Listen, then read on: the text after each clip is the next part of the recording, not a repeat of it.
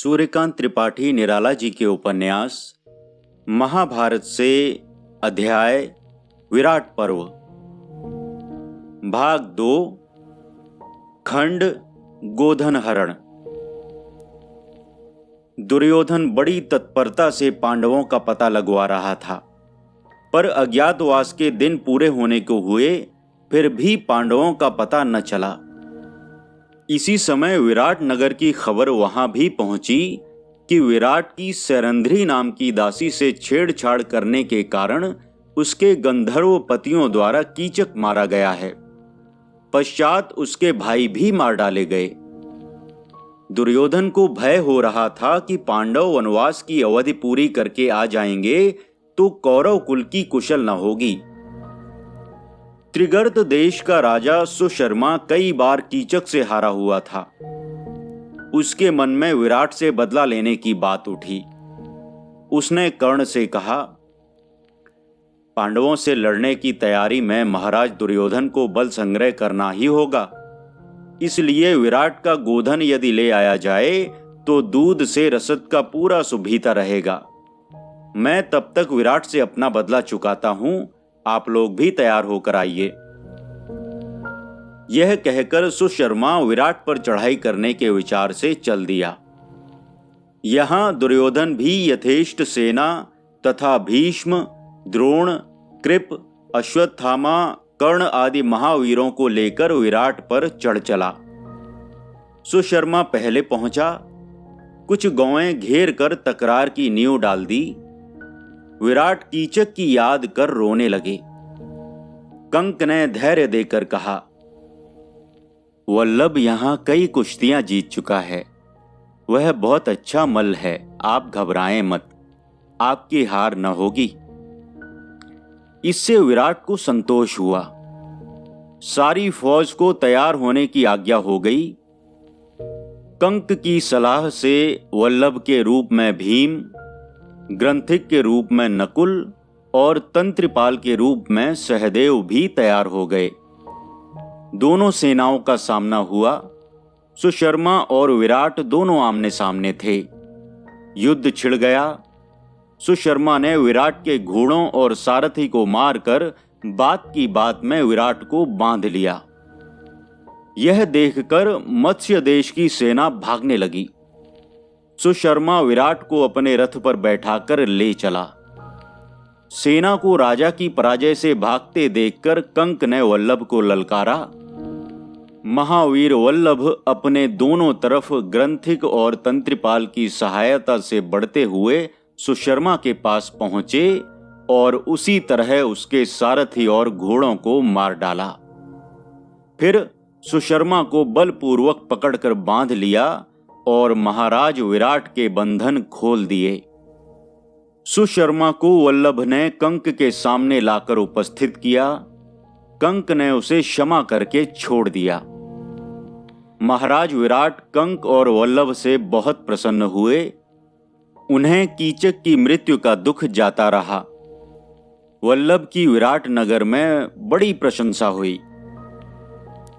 विराट, कंक, वल्लभ आदि दूर रण क्षेत्र से लौटे न थे कि खबर आई महाराज दुर्योधन ने सारी गौएं घिरवा ली हैं और उनके साथ भीष्म, द्रोण, कृप, कर्ण, अश्वत्थामा आदि महारथी भी हैं। इस संवाद से विराट नगर में आतंक छा गया। भीष्म, द्रोण आदि के साथ युद्ध करना मामूली बात नहीं।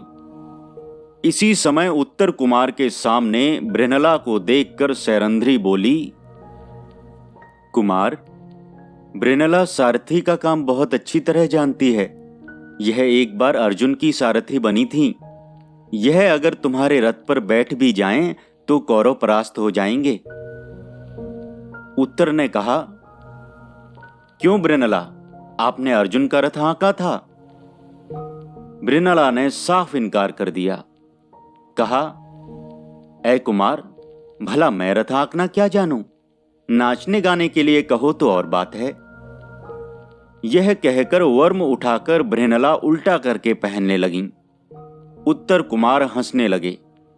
सैरंध्री ने कहा, कुमार, उत्तरा कुमारी अगर कहें तो यह तुम्हारे साथ जाने को तैयार हो सकती हैं।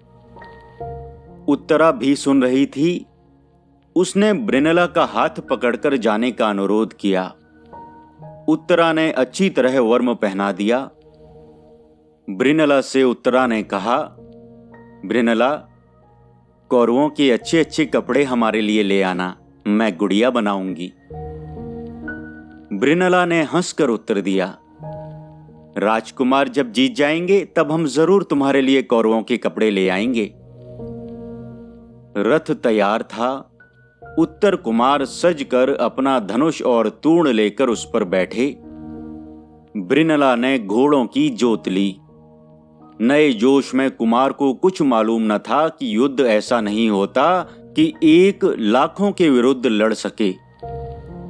इधर अर्जुन को कोई भय बाधा थी नहीं, इसीलिए दोनों बिना सेना लिए हुए युद्ध क्षेत्र की ओर चल दिए। उत्तर का रथ अब कौरव सेना के पास पहुंचा। यहां से अभी काफी दूरी थी, पर कौरवों की समुद्र सी लहराती हुई सेना दिख पड़ती थी। उत्तर ने कौरवों की सेना को देखा तो मारे डर के मुंह का थूक सूख गया। उसने कहा, ब्रिनला, रथ लौटा ले चलो, मैं युद्ध न करूंगा। क्यों कुमार? ब्रिनला ने कहा, अब लौटने पर सब लोग हंसेंगे। कहकर ब्रिनला मुस्कुरा रही थी। उत्तर ने बार बार रथ लौटा ले चलने को कहा, परंतु जब ब्रिनला ने न लौटाया तब उतरकर भागा। दौड़कर ब्रिनला ने पकड़ लिया। उत्तर बहुत घबरा गया था, छोड़ देने को आरजू मिन्नत करने लगा। तब ब्रिनला ने कहा, अच्छा मैं लड़ूंगी, तुम मेरे सारथी तो बनोगे? उत्तर ने मंजूर किया। तब अर्जुन शमी वृक्ष की तरफ रथ ले गए और उत्तर से कहा, वहां पांडवों के हथियार बंधे हैं, जाओ सबसे बड़ा जो धनुष और तरकस है उन्हें ले आओ। वे अर्जुन के गांडीव और अक्षय तूणीर हैं। उत्तर की आंखों में आंसू आ गए। उसने कहा, ब्रिनला, वे महाभाग और वह साध्वी द्रौपदी इस समय कहां हैं? मैं अर्जुन हूं, जाओ देर मत करो। उत्तर ने विश्वास होने पर अर्जुन के पैर पकड़कर प्रणाम किया और वृक्ष से गांडीव और अक्षय तूणीर उतार लिए। सजते समय सर पर वस्त्र लपेटकर अर्जुन ने बहुत कुछ अपना रूप छिपा लिया। उत्तर ने वेगशाली अश्वों को कौरवों की विशाल वाहिनी की ओर हांका। वेगशाली एक ही रथ को बिना भय के बढ़ता देखकर कौरव तरह तरह की कल्पनाएं करने लगे। 13 वर्ष की कठोर साधना, संयम और दुराचारियों को दंड देने की प्रतीक्षा आज तम की रात के बाद उगे सूर्य की तरह महावीर अर्जुन के मुखमंडल पर जगमगा रही थी। इस एक ही रथी की शान कौरवों के सैकड़ों रथियों को लजा रही थी। बहुतों को यह शंका होती हुई जानकर कि यह अर्जुन है, दुर्योधन ने भीष्म से जाकर पूछा कि वनवास और अज्ञातवास की अवधि पूरी हो चुकी है या नहीं। भीष्म ने कहा, एक हिसाब से तो पूरी हो चुकी है और 5 महीने 6 दिन और बढ़ गए हैं, पर दूसरे हिसाब से अभी कुछ बाकी है। अर्जुन एक दृष्टि से दुर्योधन को खोज रहे थे। एक ओर गर्द उड़ती हुई देखकर उन्होंने निश्चय किया कि वह दुर्योधन ही भागा जा रहा होगा। उत्तर को उसी ओर रथ बढ़ाने को कहा। उत्तर के उस तरफ चलने पर कर्ण ने राह रोक ली। दोनों का युद्ध होने लगा। अर्जुन गुस्से में भरे हुए थे। देखते देखते उन्होंने कर्ण के भाई विकर्ण को मार डाला। दोनों में भयंकर संग्राम होने लगा, पर अर्जुन ने बात की बात में कर्ण को तेज बाणों से जर्जर कर दिया। फिर कृपाचार्य, अश्वत्थामा, द्रोण आदिकों को भी युद्ध में परास्त किया। कौरवों की सेना समुद्र के जल की तरह गरज रही थी। सबको पराजित हुआ देखकर भीष्म ने रथ बढ़ाया। कुछ देर तक युद्ध होता रहा। महावीर अर्जुन ने भीष्म का धनुष काटकर छाती पर एक तीर मारा, जिससे पितामह कुछ देर के लिए मूर्छित हो गए। कौरव दल विकल होकर अधर्म युद्ध करने लगा। इससे महावीर पार्थ को बड़ा क्रोध आया। उन्होंने सम्मोहन शर का संधान किया। तीर छूटने पर कौरव दल मूर्छित हो गया। अर्जुन ने उत्तर से कहा, उत्तर जाओ, कौरवों के अच्छे अच्छे वस्त्र ले आओ, पर भीष्म के पास से सजग होकर जाना, वह इसका खंडन जानते हैं। उत्तर द्रोण और कृप के सफेद, कर्ण के पीले, अश्वत्थामा और दुर्योधन के नीले वस्त्र, जरीन मुकुट आदि ले आए। फिर गौओं को खदेड़कर अपने यहां ले आए। मूर्छा जगने पर दुर्योधन ने अर्जुन को घेरने के लिए कहा, पर भीष्म ने समझाया कि इतना बहुत हुआ, अब लौट चलना ठीक होगा। यदि अर्जुन चाहता तो सबको मूर्छित अवस्था में मार सकता था। लौटते समय अर्जुन ने उत्तर से कहा कि उनका भेद वहां वह तब तक न जाहिर करें जब तक पांडव स्वयं आत्म परिचय न दें। इस जीत का श्रेय वह स्वयं लें। विराट त्रिगर्त को हराकर जब अपनी राजधानी लौटे, तब अंतःपुर में उन्हें संवाद मिला कि उत्तर कुमार ब्रिनला को लेकर अपनी गौएं छुड़ाने गए हैं। विराट बहुत घबराए। उन्होंने दूत को देखने के लिए भेज दिया कि उत्तर कुमार का क्या संवाद है।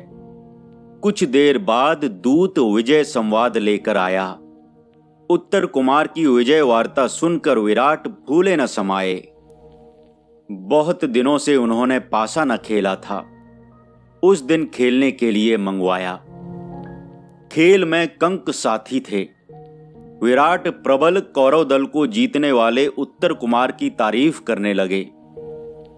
कंक ने कहा, महाराज, ब्रिनला के सारथित्व में उत्तर कुमार को जीतना ही था। कई बार इसी तरह विराट ने उत्तर की तारीफ की और कंक ने ब्रिनला को सराहा। तब क्रुद्ध होकर विराट ने कहा, कंक, तुम संभल कर बातें नहीं कर रहे हो। उस एक नाचने वाले की बार बार तारीफ करते हो।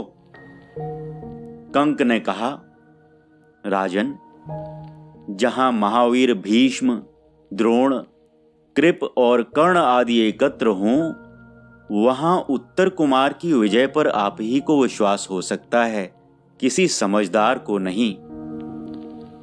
विराट को क्रोध आ गया। उन्होंने पासा फेंककर कंक को मार दिया, जिससे उनकी नाक से खून बहने लगा। सैरंध्री खड़ी थी। सोने के कटोरे में जल भरकर वह रक्त को उसी में ले रही थी। इसी समय उत्तर कुमार द्वार पर आए और पिता से मिलने की खबर भेजी। उत्तर के आग्रह से अर्जुन पांचों पांडवों और द्रौपदी का परिचय दे चुके थे। युधिष्ठिर ने द्वारपाल के कान में कहा, ब्रिनला को अभी आने से रोक दो। उत्तर को देखकर विराट बहुत प्रसन्न हुए। कंक के रक्तस्राव का कारण समझकर उत्तर ने उन्हें प्रणाम कर पिता को ब्राह्मण से क्षमा मांगने के लिए कहा। खंड पांडवों का स्वरूप धारण। शुभ मुहूर्त देखकर यह निश्चय किया गया कि विराट की ही राज्यसभा में पांडव राज सिंहासन पर बैठकर संसार को अपना परिचय दें। निर्धारित समय प्रातःकाल द्रौपदी और पांचों पांडवों ने स्नान और अग्निहोत्र किया। फिर सिंहासन पर महाराज युधिष्ठिर तथा द्रौपदी बैठे। नकुल और सहदेव चंवर डुलाने लगे। अर्जुन ने राजछत्र किया। भीम सेनापति के रूप में सामने गदा लेकर खड़े हुए। दरबार के समय राजा विराट आए और कंक आदि का यह तमाशा देखकर बड़े चकित हुए। पहले तो सोचा शायद कंक ने सुशर्मा से युद्ध में मेरी सहायता की थी, इसीलिए मुझे न मानकर अब खुद राजा होना चाहता है। कंक को पासा मारने की बात भी उन्हें याद आई। बड़े विस्मय से कुछ देर तक देखते रहे। उनका जुआरी सखा कंक है, बगल में सैरंध्री दासी जो उनके लिए चंदन घिसती थी, सामने वल्लभ रसोइया, छत्र लिए हुए हिजड़ा भृनला, चंवर डुलाने वाले ग्रंथिक और तंत्रिपाल, एक सईसों का जमादार, दूसरा चरवाहों का मुखिया। हृदय को कड़ा करके विराट ने कहा, कंक, हमारे सेवक होकर इतनी बड़ी स्पर्धा तुमने की। सुनकर अर्जुन हंसने लगे। कहा, महाराज, आपका सिंहासन इनके बैठने योग्य नहीं। इन्हें तो इंद्र भी अपने साथ बैठाकर अपना सौभाग्य समझते हैं। यह कौरवों के गौरव महाराज युधिष्ठिर हैं। द्रौपदी तथा अपर भाइयों के परिचय ज्ञात हो जाने पर भी विराट ने पूछा। अर्जुन ने बतलाया। तब तक उत्तर कुमार भी आ गए।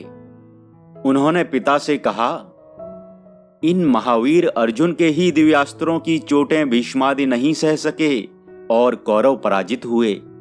पिता, हम लोग बड़े भाग्यशाली हैं जो हमारे यहां आश्रय लेकर इन्होंने अपना अज्ञातवास पूरा किया। हमें बड़ा खेद है कि हमने भूल से भी ऐसे महापुरुषों तथा महारानी द्रौपदी से सेवा कराई। अब हमें आजीवन इनकी सेवा करके इसका बदला चुकाना चाहिए। विराट गदगद हो गए। हाथ जोड़कर धर्मराज से क्षमा मांगी। विराट नगर में आनंद का सागर उमड़ने लगा।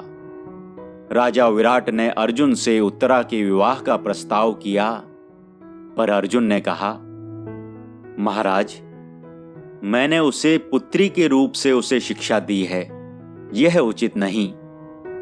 श्री कृष्ण का भांजा सुभद्रा का पुत्र अभिमन्यु है। महाराज युधिष्ठिर की इच्छा हो तो वह विवाह कर सकते हैं।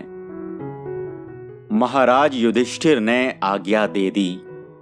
बड़े समारोह से कृष्ण बलराम आदि के साथ द्वारका से बारात आई और अभिमन्यु उत्तरा का शुभ विवाह संपन्न हुआ।